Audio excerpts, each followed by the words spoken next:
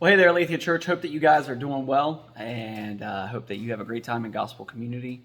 I want to spend a few minutes recapping my sermon from 1 Corinthians chapter 9, verses 19 through 27 for you.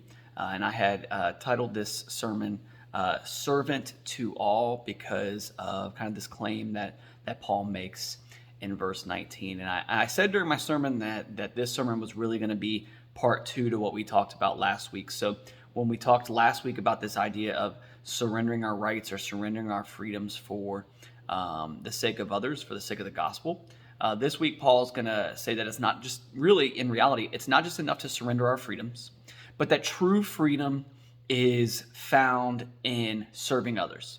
So we not only lay down our rights, we not only lay down our privileges or our freedoms, but then we willingly kind of like submit ourselves to others. So he says there in verse 19, let me read that to you. For though I am free from all, I have made myself a servant to all, that I might win more of them. And we talked about how that word servant should probably be translated differently. You guys will spend some time talking about that in group tonight.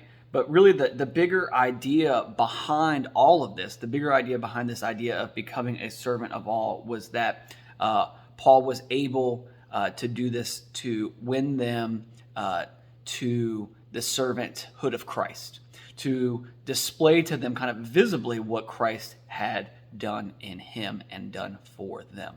And so he lists a number of practical ways he did this for Jews, for those under the law, for those not under the law, and for the weak. And he spent some time kind of giving those practical examples. And so you guys will spend some time kind of working through that, but then also working through it from a practical standpoint of how we can do that today.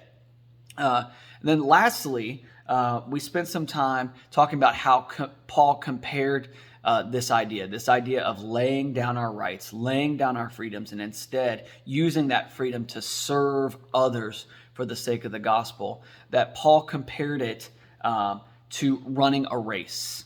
And that the same way that athletes run a race and they discipline themselves and they exercise control with a goal in mind, which is this perishable crown or perishable wreath that Paul talks about, that we as followers of Jesus do the same thing, that we discipline ourselves, that we exercise self-control, that we attempt to do all these various things so that we might make much of Jesus and point others to him, and that our crown, our reward, what Christ gives us is enjoying seeing him save others and worshiping him in eternity or in eternal glory with them. And so I hope that you guys will just enjoy unpacking this tonight. Hopefully it will lead to some difficult discussion on ways that we can practically serve and meet the needs of those around us, and in that make much of Jesus together. I hope that you guys will pray for your ones. I hope that you guys will think of practical ways that you can serve your ones and then actually put that into action in the coming days.